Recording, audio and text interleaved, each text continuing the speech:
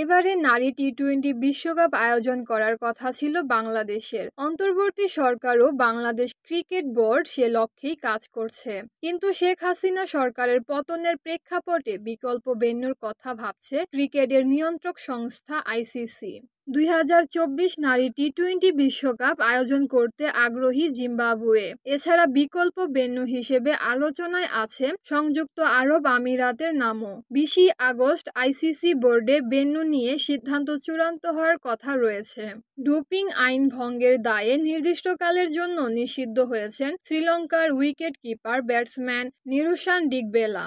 অধিকতর তদন্ত চলমান অবস্থায় 31 বছর বয়সী এই খেলোয়াড় কোনো ধরনের ক্রিকেটে অংশ নিতে পারবেন না বলে জানিয়েছেন শ্রীলঙ্কা ক্রিকেট। সৌদি সুপার কাপের ফাইনালে আজ রাতে মুখোমুখি হচ্ছে ক্রিস্টিয়ানো রোনালদোর আল নাসর এবং নেইমারের আল হিলাল। মুখোমুখি লড়াইয়ের পরিসংখ্যানে এগিয়ে থাকায় আত্মবিশ্বাসী হিলাল। অন্যদিকে রোনালদোর ফর্ম আশা দেখাচ্ছে নাসরকে। যুবরাজ সুলতান বিন আব্দুল আজিজ স্পোর্টস সিটি স্টেডিয়ামে ম্যাচটি শুরু হবে বাংলাদেশ সময় রাত 10টা 15 মিনিটে। Desk report, এনএএন TV.